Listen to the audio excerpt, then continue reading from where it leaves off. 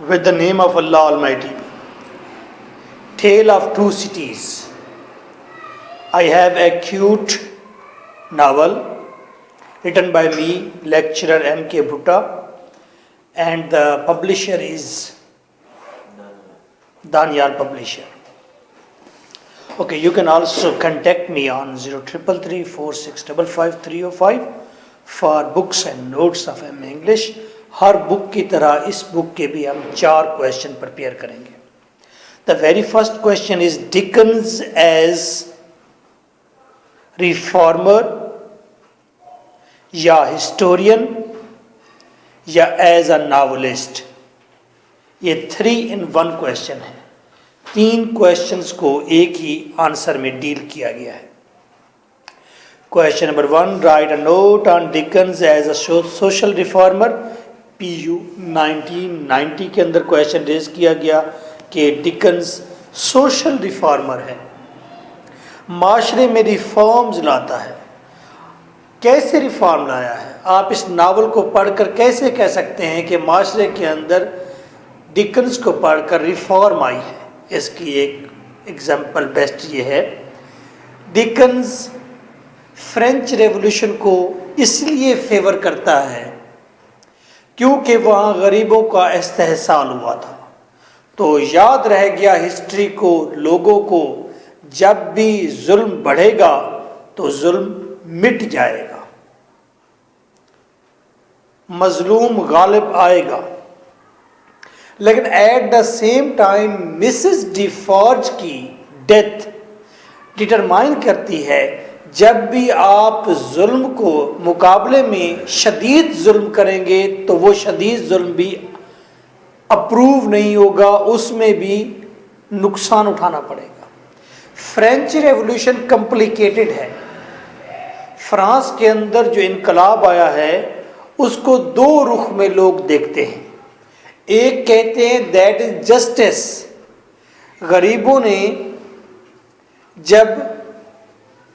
गरीबों पर जब जुल्म हुआ तो गरीबों ने काउंटर जुल्म किया.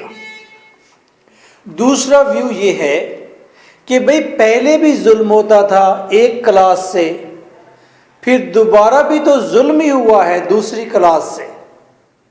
अमीरों ने अगर मुजालिम ढाए थे तो गरीबों ने कौन सी कसर छोड़ी थी?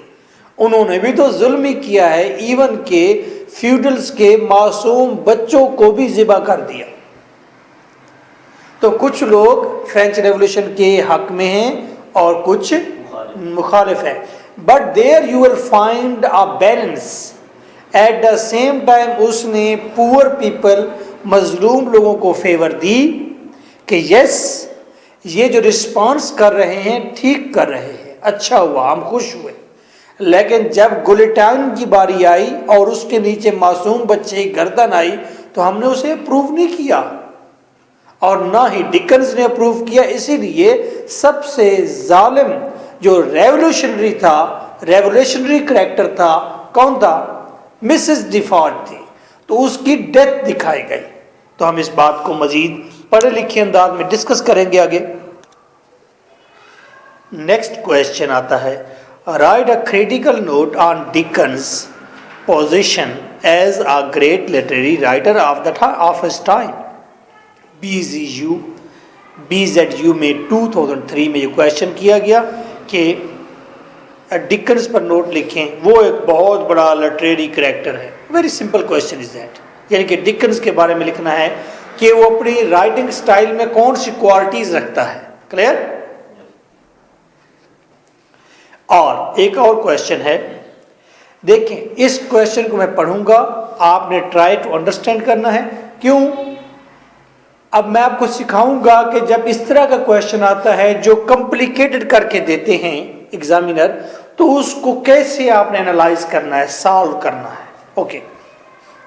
The final stress may fall on Dickens command of word, phrase, rhythm and image.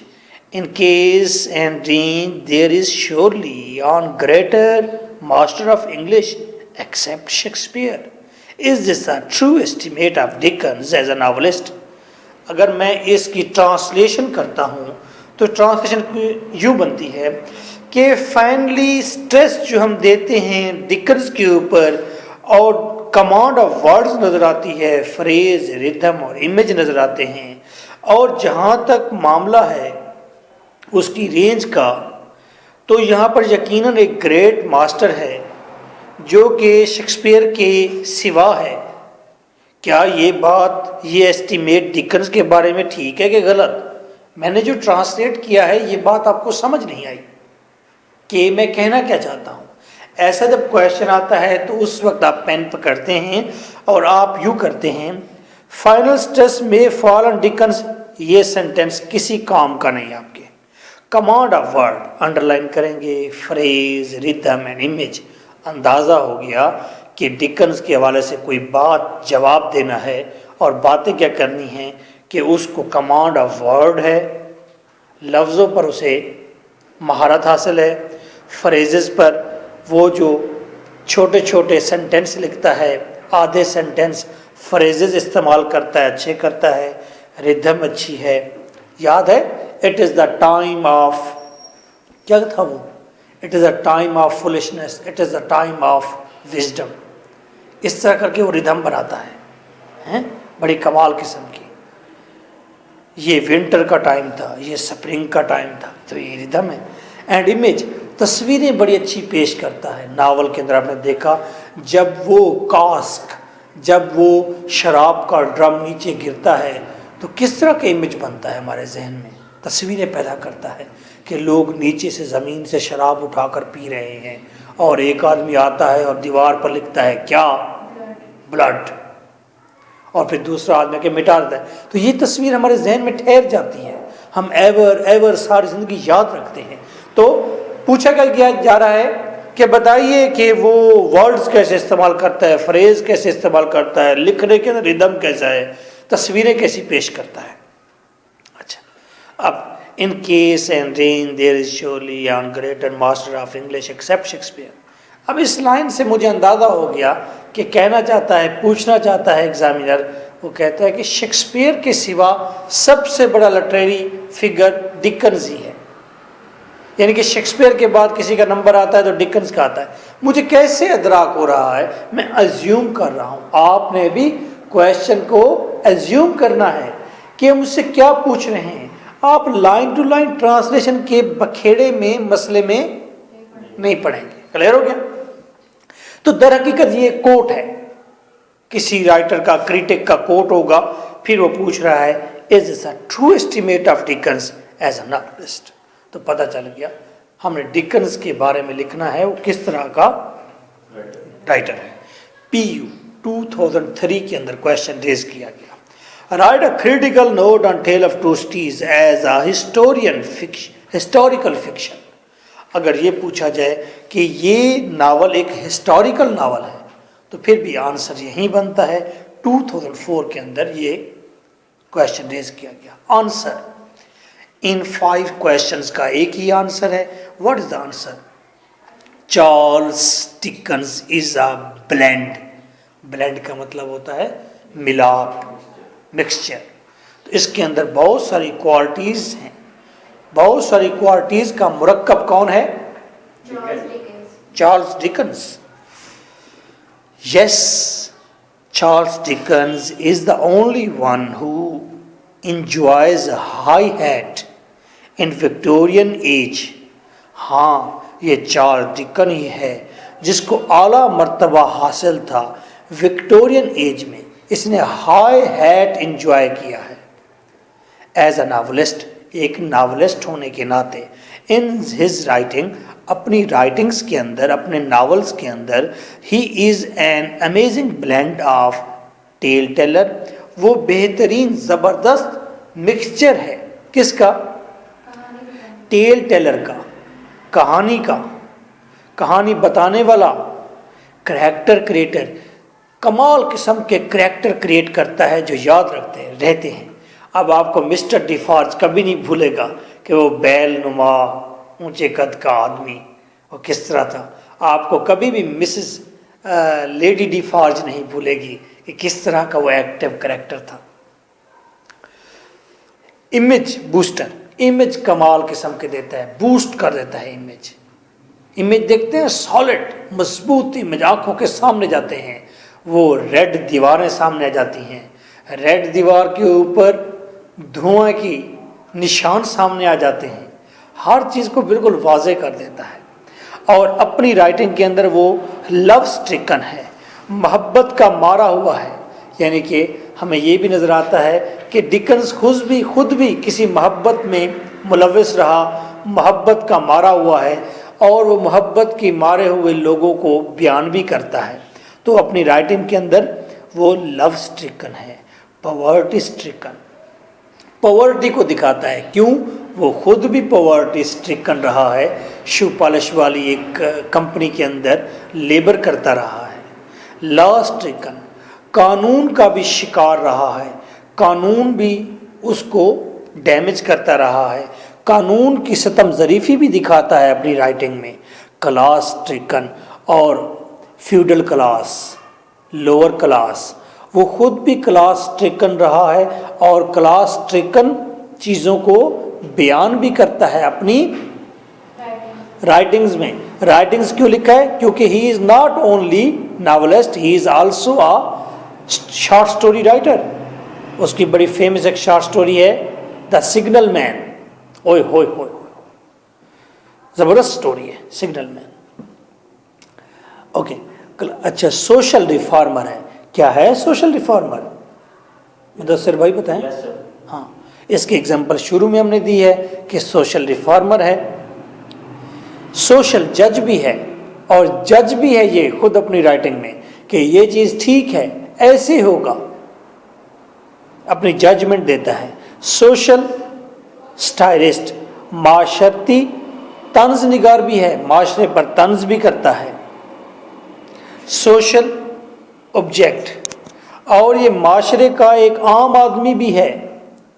6 number ऊपर लिखा हुआ है, तो इसकी वर्ड मीनिंग आगे लिखे हुए हैं तमाम आंसर के अंदर। जितने भी डिफ़िकल्ट वर्ड मैंने इस्तेमाल किए, आगे जाके पैराग्राफ बनाया है, crack of difficult words. 6 number पर क्या है? कॉमन मैन, कि वो खुद कॉमन मैन भी है, ऑप्टिमिस्ट, और वो पुरुमीद किस्म का शख्स है, पुरुमीद भी है, सेंसिबल भी है, सिंपैथेटिक भी है।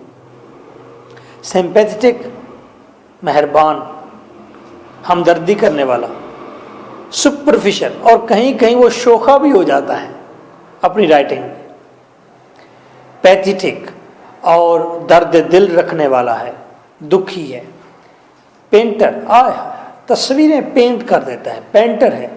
पर्पस पोजेसर, और बगैर पर्पस की चीज़ें नहीं लिखता, पर्पस पोजेसर है, उसके पास पर्पस होता है जब भी कोई नावल लिखता है। ह्यूमनिस्ट, वो इंसान दोस्त है। और ह्यूमरिस्ट, और वो मज़ाहनिगार भी है। जैसे कि जेरी क्रंचर का वो टॉपिक लेता है, जेरी क्रंचर का करैक्टर बूस्ट करता है, उसको दिखाता है तो आप हंसते हैं उसके किरदार पर। एंड हिस्टोरिक, और हिस्ट्री भी बयान करता है।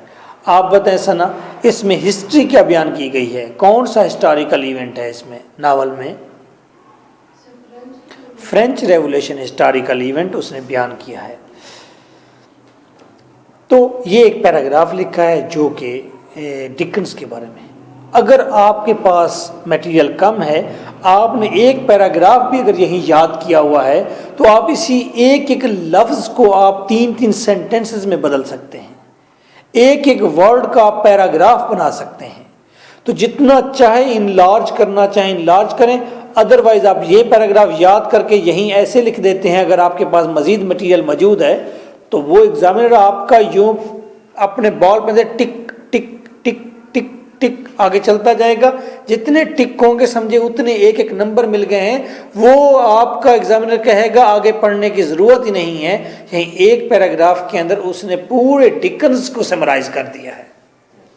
ठीक है, और ये स्टाइल आप अपना भी सकते हैं अपनी बाकी की राइटिंग्स में। एक पेपर में एक सवाल ऐसा होना चाहिए जिसके पहले पैराग्राफ के अंदर पूरा सवाल समराइज हो जाए, उसके बाद आपकी फिलॉसफिकल डिस्कशन आ जाए। क्लियर? हर सवाल में ऐसा पैराग्राफ शुरू में नहीं होना चाहिए। अदरवाइज एग्जामिनर आपको रिजेक्ट कर देगा, वो कहेगा ये रट्टा मारता है या ये इस तरह करता है। हिस्टोरिकल यूनिवर्सलिटी, यूनिवर्सलिटी का मतलब होता है यूनिवर्सल होना, यानी कि वो ऐसा करैक्टर लेता है जिसको पूरी दुनिया के लोग अपना मान लेते हैं या उससे अपनायत कायम कर लेते हैं, या ऐसा करैक्टर वो बनाता है जो हर माशरे में उससे मिलता जुलता करैक्टर पाया जाता है, कोई भी उसे नफरत नहीं करता, यूनिवर्सल हो जाता है। इवेंट भी यूनिवर्सल लेता है जो पूरी दुनिया के अंदर एक्सेप्टेड होता है। राइटिंग के दो ही तरीके हैं ना, अगर आप एक हिंदू राइटर सब कुछ एक करैक्टर क्रिएट करे और उसमें तमाम रिलीजियस, आप अक्सर टीवी पर देखते हैं कुछ हिंदुओं के रिलीजियस मिथ के कोई वो चल रहे होते हैं, करैक्टर चल रहे होते हैं, वो बड़े बड़े कुल्हाड़े वगैरह लेकर ठहरे होते हैं और कोई उनके मसाइल होते हैं। आप कितना एक देखते हैं? आप नहीं देखते ना, आप उसे नहीं देखते, चाहे उसका नाम बजरंग है, चाहे उसका नाम गणेश है, कोई भी है, आप नहीं देखते। क्यों? The character is not universal as compare to him. जब आप पीके मूवी देखते हैं या पीकू मूवी देखते हैं तो उसमें आप उसको एंजॉय करते हैं, शाबाश, वो यूनिवर्सल करैक्टर है, यूनिवर्सल इवेंट है। स्कूल में सारे जाते हैं तो स्कूल से रिलेटेड अगर 3 इडियट मूवी आ जाएगी तो सारे एंजॉय करेंगे आप। तो इसी तरह ये डिकन्स भी आपका दावा राइटर है, तो ये यूनिवर्सलिटी पैदा करता है अपने इवेंट्स में और अपने करैक्टर्स में। He picks a person from society, वो सोसाइटी में से एक पर्सन को पकड़ता है, एंड पफ्स हिम, और उसे भर देता है विद हिस्टोरिकल यूनिवर्सलिटी, और उसको हिस्टोरिकल यूनिवर्सलिटी से भर देता है, उसे हिस्टोरिकल हमेशा याद रहने वाला यूनिवर्सल करैक्टर बना देता है। He begins by describing the characters silly traits, वो शुरू करता है करैक्टर के सिली ट्रेड्स को बताना। करैक्टर पकड़ता है, फिर उसके बेवकूफ़ी वाले पहलू उजागर करता है, और सीरियस ट्रेड्स या उसके संजीदगी वाले पहलू उजागर करना शुरू करता है। हिज ड्रेस, वो उसकी ड्रेसिंग के बारे में बताता है, बिहेवियर के बारे में बताता है, उसकी स्पीच गुफ्तगू के बारे में बताता है, एंड मेक्स हिम मेमोरेबल, और उसको मेमोरेबल बना देता है, हम उसे हमेशा हमेशा याद रखते हैं। कैसी दिलचस्प बात है। रिकेट यानी कि डिकन्स के करैक्टर सॉलिड होते हैं। उसका नाक कैसा है, उसके बाल कैसे हैं, उसके कंधे कैसे हैं, वो ड्रेसिंग कैसी करता है, बोलता कैसे है, ठहरता कैसे, each and everything is very clear, character solid है। Rickett divides his characters into 2 groups. Rickett जो कि क्रिटिक है, वो डिकन्स के बनाए हुए करैक्टर्स की 2 कैटेगरीज बनाता है। पहली कैटेगरी में वो कहता है नॉर्मल करैक्टर्स, नॉर्मल करैक्टर्स वो देता है, बनाता है, हु आर ओके। उसकी डेफिनेशन ये है कि बस ओके करैक्टर होते हैं। मिस्टर लोरी है नावल के अंदर, वो बैंक क्लर्क जो है ओके करैक्टर है। Abnormal who are the hysterical, फिर दूसरी कैटेगरी एबनॉर्मल करैक्टर बनाता है जो हिस्टेरिकल होते हैं, जिनके ऊपर तनकीद की जा सकती है। आर द विलन्स, या वो विलन्स बनाता है। अब एबनॉर्मल करैक्टर उसने क्या बनाया? मिसेस डिफॉर्ज, उसने एबनॉर्मल करैक्टर बनाया जिसके ऊपर हम क्रिटिसाइज कर सकते हैं कि इतना जुल्म। In almost all his characters, तकरीबन उसके तमाम करैक्टर्स में, वेदर सैड और ह्यूमरस, चाहे वो करैक्टर उदास हैं या मज़ाहिया हैं, he pointed his finger on the evils of the Victorian society, चाहे कैसे भी करैक्टर क्यों नहीं, मज़ाहिया हैं या सीरियस, तो हमें लगता है कि इस करैक्टर को बनाने से डिकन्स ने माशरे की बुराइयों पर उंगली खड़ी कर दी है। कौन सा माशरा? Victorian society. विक्टोरियन सोसाइटी की बुराइयों पर उंगलियां खड़ी कर दी हैं, उसने उंगली खड़ी कर दी है कि यस देयर इज फॉल्ट, यहां फॉल्ट है। As Evremondes symbolises the entire cruel class, जैसा कि Evremonde abnormal villain type character हैं और वो उस पर हम तनकीद करते हैं और वो सिंबलाइज करते हैं सारी क्रूअल क्लास को। तो एवरमाउंट बिरादर जो है वो सिंबल बन गया, यूनिवर्सल हो गया। अगर कोई शख्स क्रूअल होगा हम कहेंगे ओ हो ये तो एवरमाउंट है। भाई जर्मनी के अंदर फाशिस्ट थे, फाशिस्ट, जिन्होंने पूरी दुनिया को तहबाला कर दिया। हिटलर के साथ जो लोग थे उनको फाशिस्ट कहते हैं। तो टर्म बन गई ना। आज कोई भी अगर लोग कहीं जुल्म करते हैं, ब्रूट होते हैं, तो हम क्या कहते हैं? हम कहते ये फाशिस्ट है। तो उसको टर्म, इसी तरह कोई बहुत ही क्रूअल शख्स होगा हम कहेंगे ओ ही इज एवरमाउंट। हाँ हाँ, very good very good very good. अच्छा वैसे वो कहते हैं, फादर कहते हैं कि वो बड़ा हिटलर है जी, मेरा बाप बड़ा हिटलर आदमी है, यानी कि बड़ा जुल्म करता है। इसी तरह बारबेरियन जो थे वो भी जालिम थे, बड़े वैशी किस्म थे। आज जितनी भी कोई वैशी कौम हम कहेंगे ये तो बारबेरियन है, हम कहते हैं। अच्छा ये यूनिवर्सलाइज हो गया ना करैक्टर, एवरमाउंट करैक्टर इसी तरह यूनिवर्सलाइज हो गया। As of tragicomedy. नेक्स्ट इसकी खूबी डिकन्स की एज अ नावलिस्ट कि वो ट्रेजिकोमेडी क्रिएट करता है। His age was the age of machine and man. इसकी एज कौन सी है? मशीन और मैन, यानी कि कौन सी सेंचुरी बनती है? देखें डिकन्स की। डिकन्स तकरीबन 18वीं और 19वीं सदी के मिड तक है। तो ये 18वीं सदी और 19वीं सदी जो है ये कौन सी सदी है? ये इंडस्ट्री की रेवोल्यूशन आई है, इंडस्ट्रियल रेवोल्यूशन है, इसमें मशीन आई है। तो ये tragicomedy age of machine and man है। His age was the age of tragicomedy. Clear cut. He opens. अगर साफ साफ कहा जाए और साफ साफ उसने अपना नावल ओपन किया आ टेल ऑफ टू सिटीज को। कैसे ओपन किया? लाइक अ हिस्टोरिकल रिफॉर्मर, एक हिस्टोरिकल रिफॉर्मर के तौर पर। क्या कहते हैं? It was the best of times, सबसे अच्छा वक्त था ये। It was the worst of times, ये सबसे बुरा वक्त था। सेंटेंस की रिदम चेक करें और सेंटेंस के अंदर बात चेक करें, बैलेंस चेक करें। It was the best of times, ये सबसे बेहतरीन दौर था। It was the worst of times, ये तमाम अदवार में से सबसे बुरा दौर था। It was the age of wisdom, ये अक्लमंदी की एज थी। It was the age of foolishness, ये बेवकूफ़ियों की एज थी। It was the season of light, ये रोशनियों का मौसम था। It was the season of darkness, ये तारीकियों का मौसम था। It was the spring of help, ये मदद की बहार थी।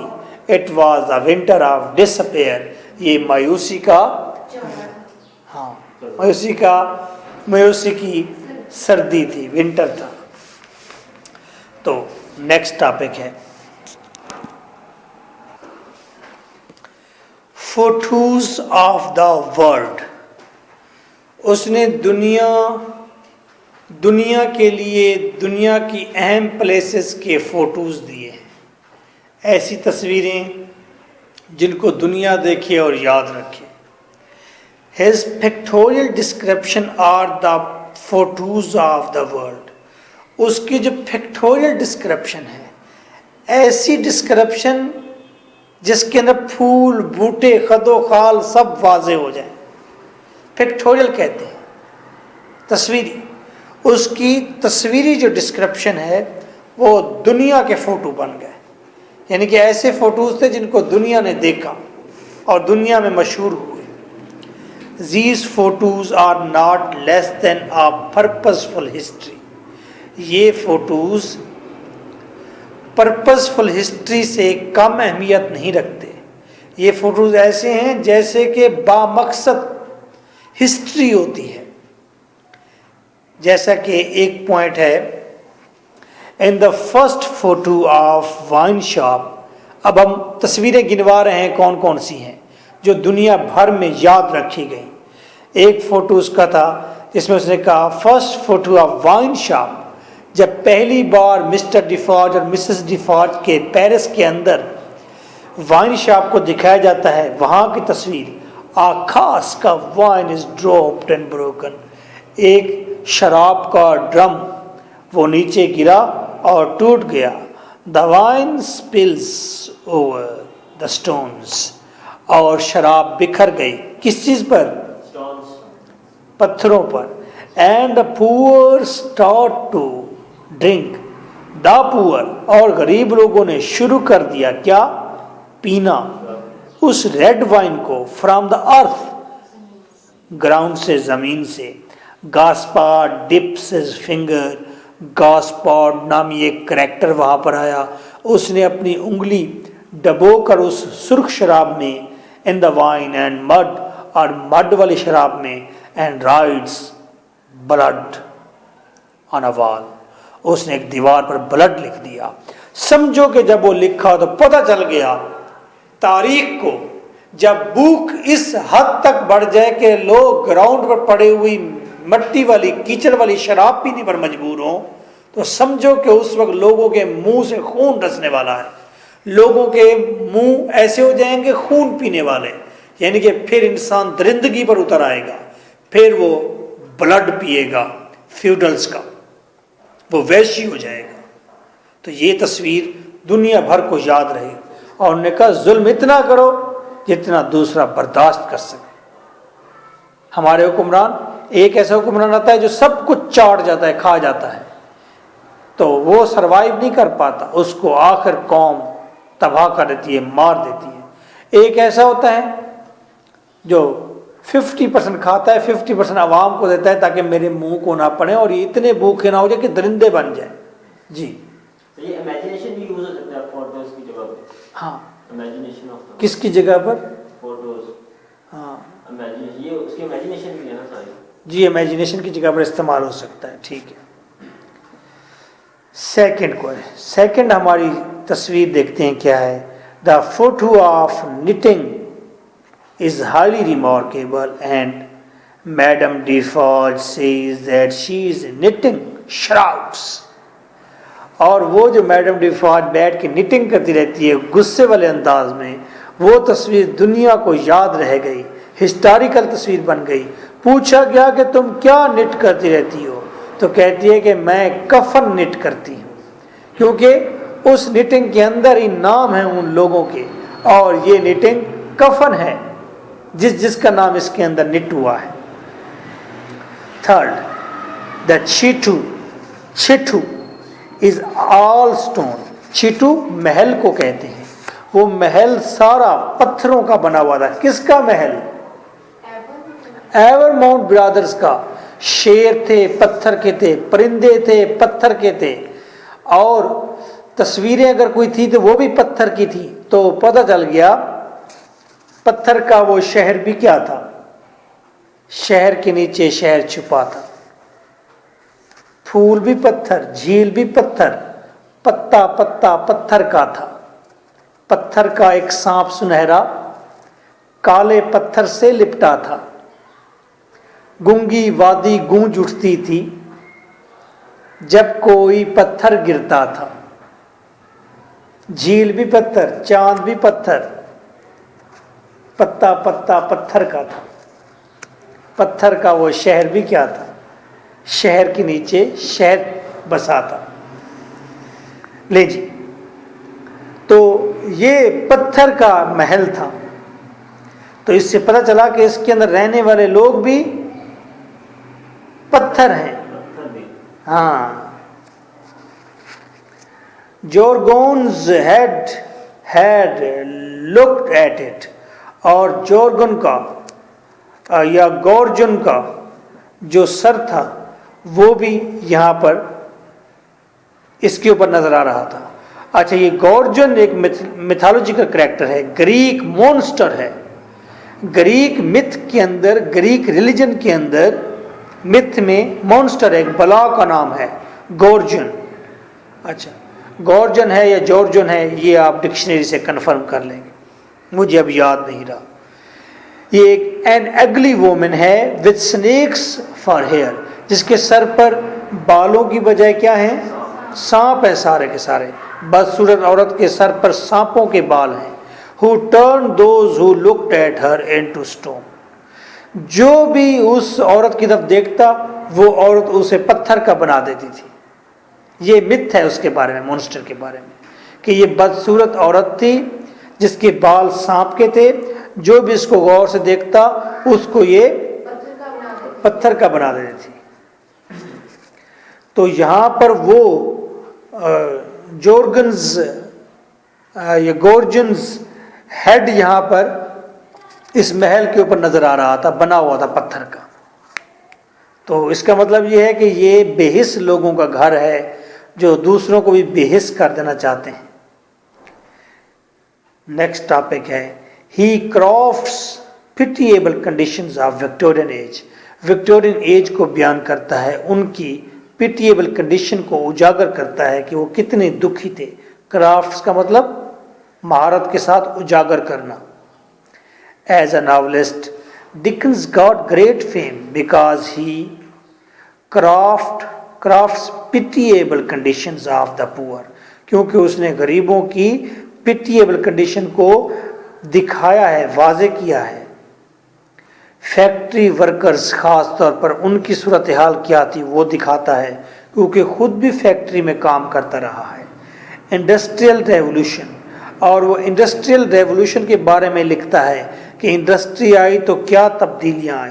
चाइल्ड लेबर और बच्चों की मजदूरी के बारे में लिखता है कि बच्चे जब मजदूरी करते हैं, मेहनत करते हैं, तो उनकी क्या कंडीशन होती है। क्योंकि ये खुद भी जब छोटा लड़का था तो उस वक्त ये काम करता था एक फैक्ट्री के अंदर।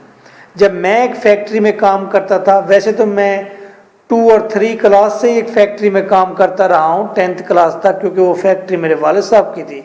और मेरे वालिद साहब का ये था विजन, अलकासिब हबीबुल्ला। वो कहता हाथ से काम करने वाला अल्लाह का दोस्त है, और वो हमें खूब काम करवाता था, उसके अंदर ठीक ठाक रगड़ा देता था। आप ये इमेजिन करें कि दोपहर में हम 5 घंटे जब स्कूल से वापस आते, 5 घंटे एक ख़ास मटेरियल जो है वो फैक्ट्री से घर में शिफ्ट करते, बड़े बड़े टीन भर भर के कंधों पर, ठीक है। और फिर सारा टेक्सटाइल मिल के अंदर जब मैं वहाँ पर बैठ के घर खत लिखता था तो खत बड़े लटरेरी होते थे, और पूरी फैक्ट्री को डिस्क्राइब करता कि इस वक्त जो मास्टर हैं वो कटाई कर रहे हैं, जो एडिटर हैं साथ ठहरे हुए हैं, मैं एक तितली की तरह चलते हुए फैन के नीचे बैठा आपको खत लिख रहा हूँ, ठीक है। तो उस पर मेरी आपी ने कहा था, वो भी लाइब्रेरी है, उसने कहा था ये अपने यूनिट की पंखे की तितली मत देखो, बल्कि कोई काम की तितली फंसाओ। मुझे आज भी याद है। अच्छा, तो वक्त के साथ साथ ये चीज़ें, अब वो तजर्बात सारे काम आते हैं। जिस तरह राइटर के काम आए हैं वो सारे तजर्बात, इस तरह मेरे काम आते हैं एक्सप्लेन करते हुए, फील करते हुए। मुझे फील होता है। Activities of spice. स्पाइस क्या होते हैं?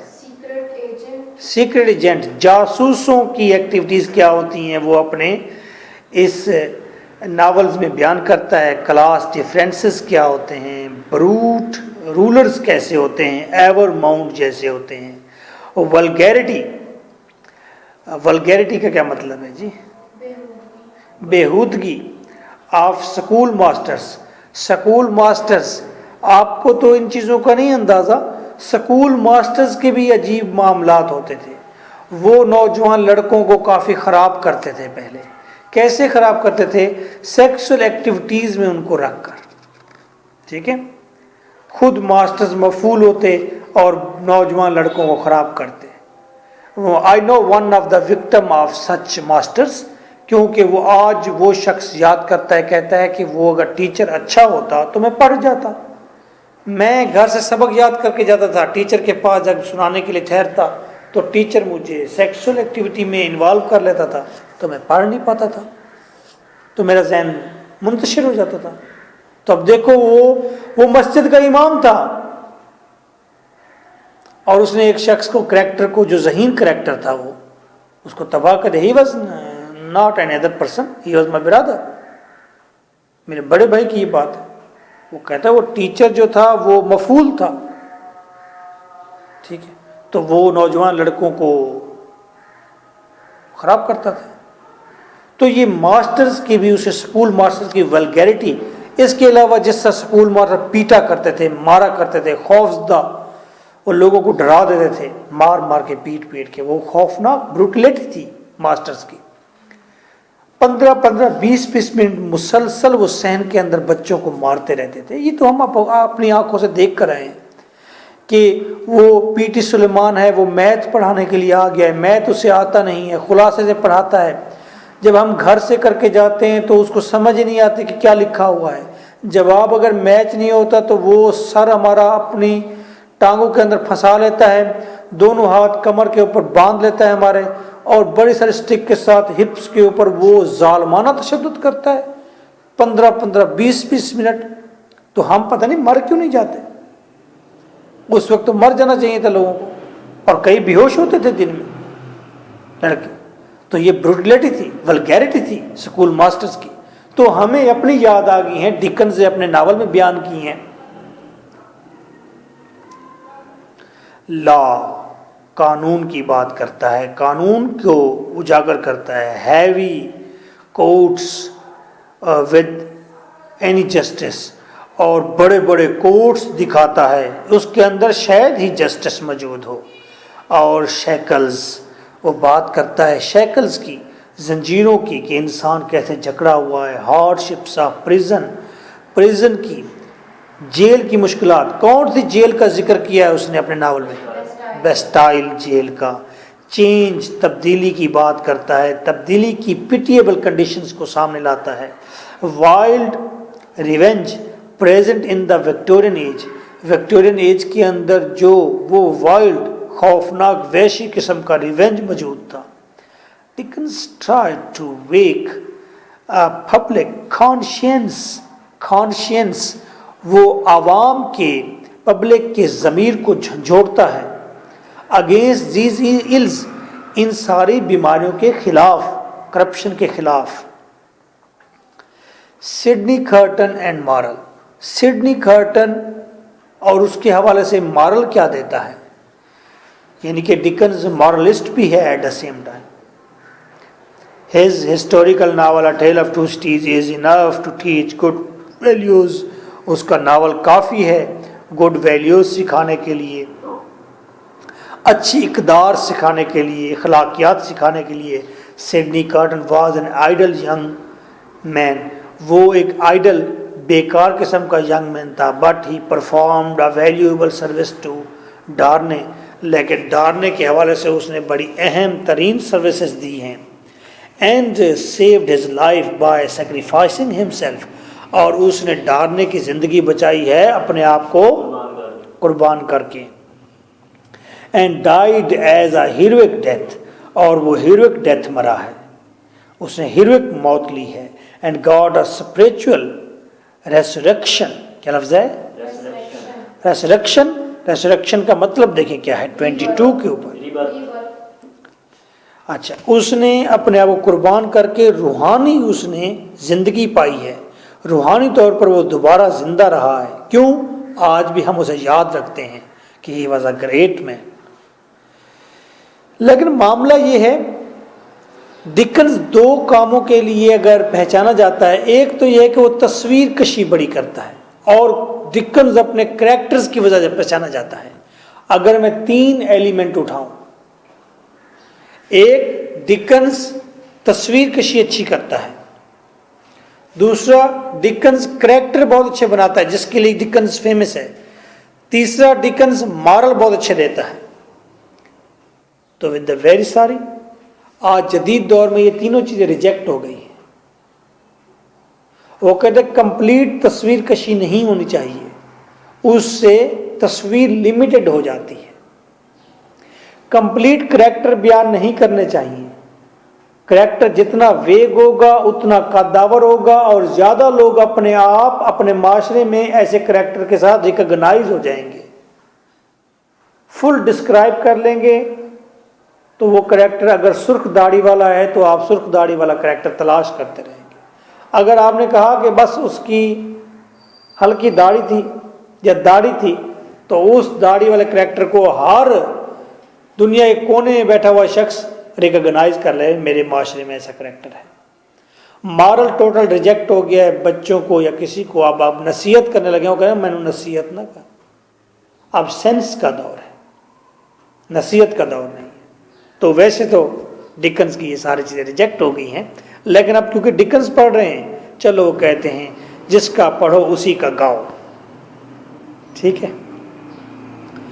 इन दिस सिनेरियो, इस सिनेरियो में, इस बैकग्राउंड में, इस मामले में, सिनेरियो में Dickens was that rare type of reformer, वो चंद एक रिफॉर्मर में से एक है, यानी कि एक कामयाब नायाब रिफॉर्मर है।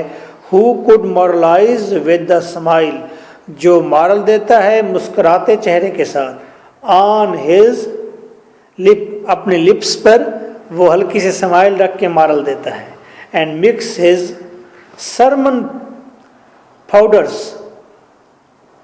इन सच एक्सीलेंट जैम, और वो अपने तबलीगी जो उसका मटेरियल है, पाउडर है, वो ऐसे एक्सीलेंट जैम के अंदर मिलाकर देता है that his contemporaries did not realise, कि उसके जो हम असर हैं, जो क्रिटिक हैं, जो नावलिस्ट दोस्त हैं, वो भी नहीं रियलाइज कर पाते कि ओए डिकन तो ये तबलीग करने लग गया है। नावल के अंदर वो चीज़ों को, अपनी तबलीग को वो मीठी मीठी बातों में घोल कर पिलाता है। That he was doctoring them, कि वो भी नहीं पहचान पाते कि ये तो माशरे की डॉक्टरी कर रहा है, उनकी ट्रीटमेंट कर रहा है, फॉर देयर गुड, उन्हीं की अच्छाई के लिए। यानी कि डिकन्स नसीहत देता है, लेकिन नसीहत उसकी कड़वी नहीं लगती। नसीहत को वो जैम के अंदर पाउडर उसका लगा के पूरा आपको खिलाता है, टोस्ट बना के देता है, आप खा जाते हैं, और कोई पहचान नहीं पाता कि वो ये तो हमारी ट्रीटमेंट कर रहे हैं। ओके। जैसे कि किसी शख्स को कब्ज़ रहती हो तो उसको आप डिश के अंदर जब भी आए अखरोट खिलाते जाएं, तो वो कहेगा ये तो मेरा अच्छा दोस्त है, बड़ी महंगी चीज़ें खिलाता है। तो दर हकीकत आप डॉक्टरिंग कर रहे होते हैं कि अखरोट कब्ज़ कुशा है। एक कब्ज़ की बात मैं इसलिए कर रहा हूँ क्योंकि अब तो मूवी भी आ गई है पीकू, अब क्या पीछे बचा है। ठीक है, आइए अगली बात करते हैं। वैसे ये 70 बीमारियों की एक ही बीमारी है, तमाम बीमारियों की माँ कहते हैं इसे। हाँ, कॉन्स्टिपेशन, कब्ज़ को। He reforms his nation through major historical events. वो अपनी कौम को रिफॉर्म करता है, बेहतर करता है थ्रू मेजर हिस्टोरिकल इवेंट्स, बड़े बड़े हिस्टोरिकल इवेंट्स के ज़रिए अपनी नेशन को रिफॉर्म करता है। In A Tale of Two Cities, Dickens tries to reform his nation through major historical events. The French Revolution. French revolution बड़ा मेजर इवेंट था। We have an unhappy report of the prisoners in लाफोस।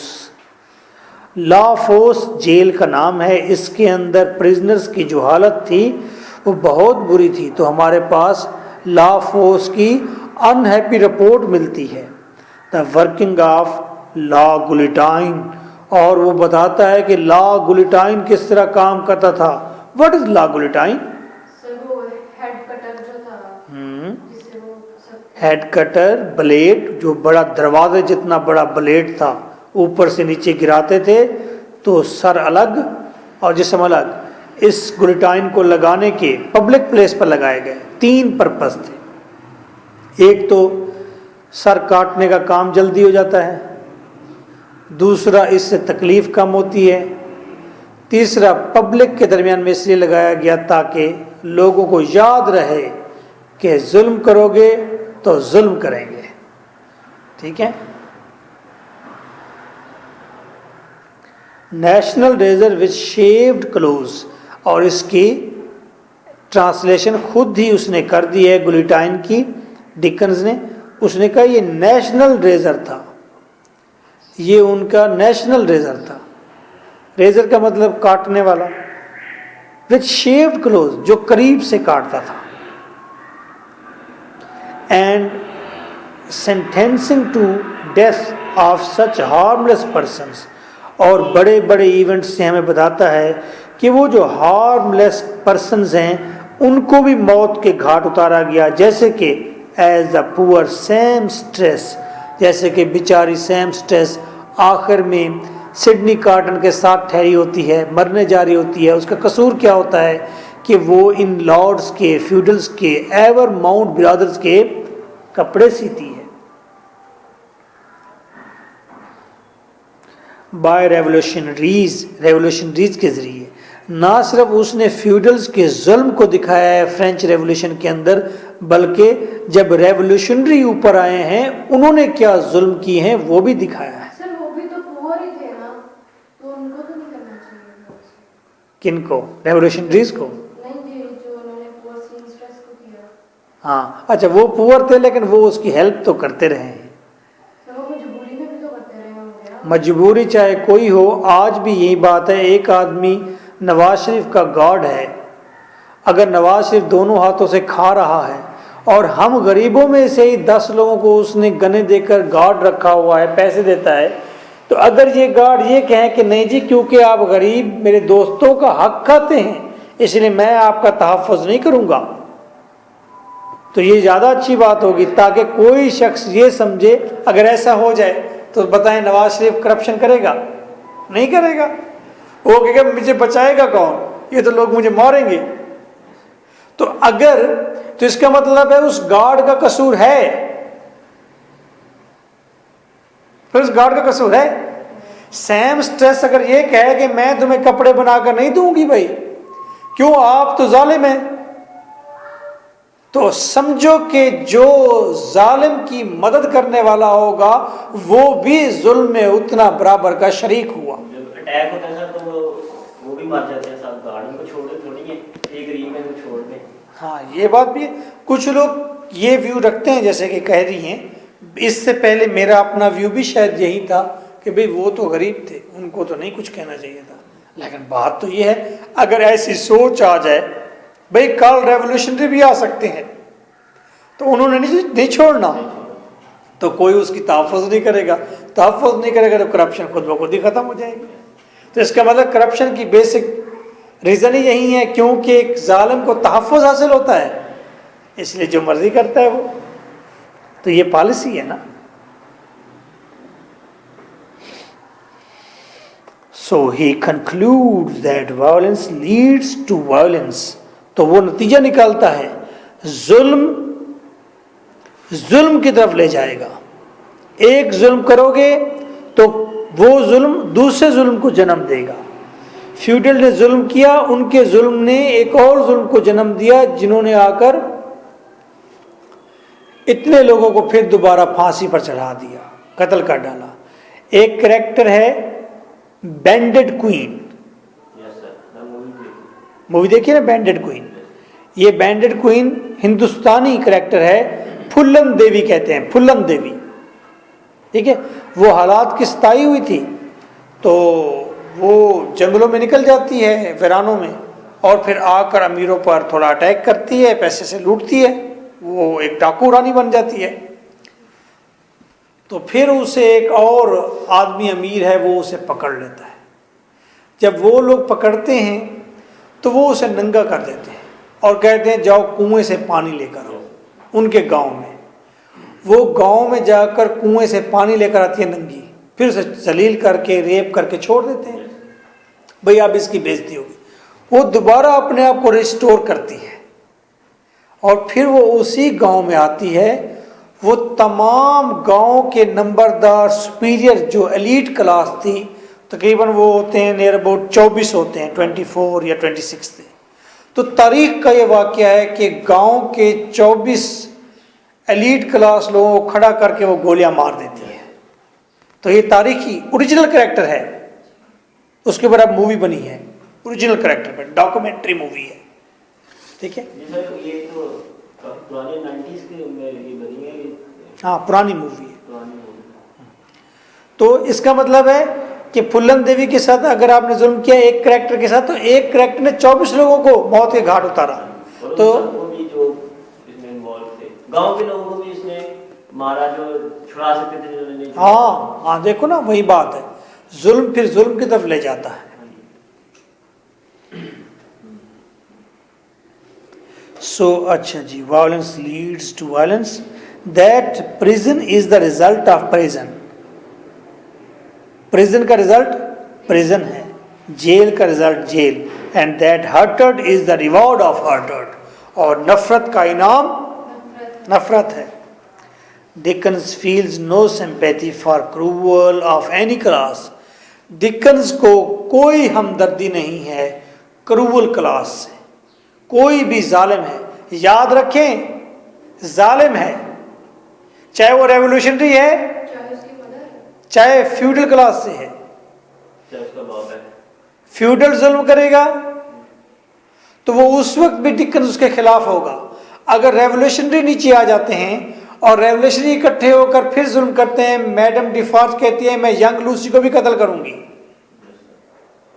तो वो भी जुल्म करना चाहती है, तो उस वक्त भी डिकन उसके खिलाफ एक्शन ले लेता है। He was by no means a revolutionary himself. Dickens खुद तो इनकलाबी नहीं है, रेवोल्यूशनरी नहीं है। आपके मुल्क में इस वक्त इनकलाबी कौन है पता है आपको? सर इमरान खान। इमरान खान के साथ तहरीक इंसाफ जो है, ये लोग इनकलाबी हैं। इससे पहले कौन थे आपको पता है? इससे पहले वो सोशलिस्ट यहाँ पर इनकलाबी थे, जिनको कहते ये फैज़ अहमद, फैज़ है ना, पोइट है, ये लोग इनकलाबी थे। शायर और राइटर ये कहते थे यहाँ पर सोशलिज्म आ जाए, रशिया का कानून आ जाए, अमेरिका का ना हो। तो ये भी रेवोल्यूशनरी रहे। कहते नहीं है फैज़ अहमद फैज़ की तो इनकलाबी पोइट्री है, ठीक है। तो वो कहता नहीं है मुझसे पहली सी मोहब्बत मेरे महबूब नमा। अच्छा, एक ये किस महबूब कौन था? सोशलिज्म थी। वो कहता है सोशल, जब उसे जेल में डाला गया तो जुल्म सितम सह के वापस आए ना, तो उन्होंने कहा आओ फिर हम तहरीक चलाएं। उसने कहा मुझसे पहली सी मोहब्बत मेरे महबूब नमा, मैं तो समझा था तू है तो दरख्शां है हयात। तो उसके अलावा पिछले दिनों एक और भी उन्होंने बड़ा उसका, जिसमें वो कहता है जब ताज उछाले जाएंगे मसनद पर बिठाए जाएंगे, इस तरह का वो भी ये कहता है। ये इनकलाबी पोएट्री व्हाट्सएवर। आइए वो खुद रेवोल्यूशनरी नहीं था। He makes it clear that this historical revolution is the result of brutality and stupidity of French nobility. वो कहता है ये जो रेवोल्यूशन आई है ये रिजल्ट था किस चीज़ का? ये जो फ्रेंच जो फ्यूडल्स थे, नोबल थे जो फ्रेंच, उनकी बेवकूफ़ी से आई है और उनकी जुल्मत से आई है। उन्होंने तो एक वैशीपन दिखाया है कि बच्चा गाड़ी के नीचे आ गया तो सिक्का बाहर फेंक देते हैं और कहते हैं कि मेरे घोड़े को कुछ हो जाता तो फिर। ये जुल्म है उनका। और स्टूपिडिटी ये है कि उन्होंने उन लोगों को घास खाने पर मजबूर कर दिया, इतना भूखा नंगा कर दिया। ये स्टूपिडिटी है हुक्मरान की कि उनको सर्वाइवल ही नहीं दे रहा, तो ज़ाहिर बात है उन्होंने उनके मुंह पर पड़ना था। सो French revolution was natural and sure. बस फ्रेंच रेवोल्यूशन नेचुरल थी और यकीनी थी, ये होना था ऐसा ही, वो जस्टिफाई करता है। आज आप लोग रूलर स्ट्रिकन हैं, हुक्मरानों के सताए हुए खाए हुए लोग हैं। एक स्टूडेंट को इसीलिए कम से कम 10 घंटे पढ़ना पड़ता है, चाहे स्कूल गोइंग है, चाहे कॉलेज गोइंग है, यूनिवर्सिटी गोइंग है, 12 घंटे पढ़ना पड़ता है। या मैं कम कह रहा हूँ 16 घंटे भी पढ़ते हैं, हम खुद पढ़ते रहे हैं। स्टूडेंट को फेल बार बार किया जाता है, फेल किया जाता है, स्टडी का तरीकाकार गलत है, एक रात में उसे पूरी पूरी किताब याद करने के लिए कही जाती है, जुल्म है सारा। ये कैसे हो रहा है? ये फ्यूडल्स कर रहे हैं, सिस्टम ठीक नहीं करते। अच्छा, ये कर रहे हैं ना ऐसा। इस तरह एक आदमी अगर जॉब पर होता है, काम पर होता है, फिर भी वो 14 घंटे 16 घंटे काम कर रहा होता है, हालांकि आदमी को काम 3 घंटे 2 घंटे। अगर ये फ्यूडल्स, ये हुक्मरान इसी तरह जुल्म करेंगे तो आप लोगों की हालत ये गैर होगी ना। आप 16-16 घंटे काम कर रहे होंगे ना। अगर ये अच्छे होंगे, जैसा कि ऑस्ट्रेलिया में अच्छे हैं, तो वहाँ की पब्लिक कितनी देर काम करती है? 2 आवर्स काम करती है, वो भी 4 डेज इन वीक, तो उनको इतने पैसे मिल जाते हैं। स्टूडेंट कितनी देर पढ़ता है? स्टूडेंट भी 4 घंटे पढ़ता है। स्टूडेंट ये किताबें थोड़ी पढ़ता है। स्टूडेंट तो ये जाके पढ़ेगा, 15 दिन की वर्कशॉप लेगा, पढ़ेगा, हाँ भाई इससे कौन सॉफ्टवेयर बना सकता है, या कौन दुकान खोलेगा, 1 साल में कितने पैसे कमा लेगा, वो ये जाके सीखता है, ये पढ़ता है। हमारी तरह डेड एजुकेशन तो नहीं पढ़ता। तो मेरा कहने का मतलब ये है, जब इस तरह की पॉलिसीज़ होंगी, हुक्मरान अगर हर मुल्क में जुल्म करेंगे, तो आपको पता है कि नेक्स्ट सिस्टम कौन सा आने वाला है। जब किंगशिप फेल हो गई, जब सोशलिज्म अगर फेल हो जाती है इस तरह, जब डेमोक्रेसी फेल हो जाती है, हुक्मरान सिस्टम जब फेल होता है, तो फिर कौन सा सिस्टम आने वाला है? मेरा ख्याल है वो इंडिविजुअल सिस्टम होगा। हर शख्स खुद अपना जिम्मेदार होगा, हर शख्स खुद अपना लॉर्ड होगा। सर ये तो लिबिया वाला हाल हो जाएगा। फिर क्या होगा? फिर सर वो जो फिर कब्जा हो जाएगा, जंग शुरू हो जाएगी, खाना जंग जिसको कहते हैं, वो शुरू हो जाएगी। वो कहते हैं कि लोगों की हुकूमत लोगों के लिए, मैं खुद दूंगा, लेकिन मैं पूरे माशरे से निटेड हूँगा, जुड़ा हुआ ज़रूर हूँगा। मेरी आईडी, मेरी फ़िलासफ़ी, मेरी बातें, मैं खुद अपना ही हुक्मरान हूँगा।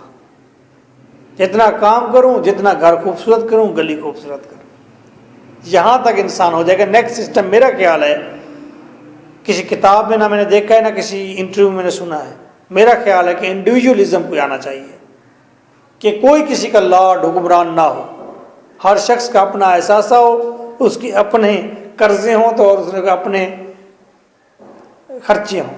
आइए देखते हैं आगे। On other hands, Dickens does not approve the violence of revolutionaries too. Dickens revolutionaries के जुल्म को भी अप्रूव नहीं करता। Madame Defarge is a historical image of French Revolution in the novel. इस नावल के अंदर एक हिस्टोरिकल इमेज है मैडम डिफॉज। शी इज डेवल, वो तो चुड़ैल बनी हुई थी, हर चीज़, हर बच्चे का खून पी जाना चाहती थी। The final fight between her and Miss Pross और उसके दरमियान जो नावलिस्ट ने आखिर में लड़ाई दिखाई है, is a match between forces of hatred and of love. तो ये दो मोहब्बत और नफ़रत की ताकतों के दरमियान लड़ाई दिखाई है। Pross symbolizes the love. It is love that wins when Madame Defarge is self destroyed. तो ये मोहब्बत थी जो जीत गई थी जब मैडम डिफॉज अपने ही पिस्टल से मारी गई। दिस इंसिडेंट शोज दैट, ये इंसिडेंट शो करता है Dickens feels no sympathy for cruel of any class, कि डिकन्स किसी भी क्लास के जालिम के साथ नहीं है, किसी भी जालिम के साथ हमदर्दी नहीं रखता। Conclusion, however on the whole Dickens is not a strict adviser. Dickens सख्त किस्म का एडवाइज़र तो नहीं है। He is not a historian in total, वो मुकम्मल तौर पर हिस्टोरियन भी नहीं है। He was not even a democrat, ना ही वो मुकम्मल तौर पर डेमोक्रेट है, जमहूरी है in his ideas, but he touch the vital events, लेकिन वो ज़बरदस्त मजबूत किस्म के इवेंट्स को टच करता है एंड आइडियाज़, और ताकतवर आइडियाज़ का हवाला देता है।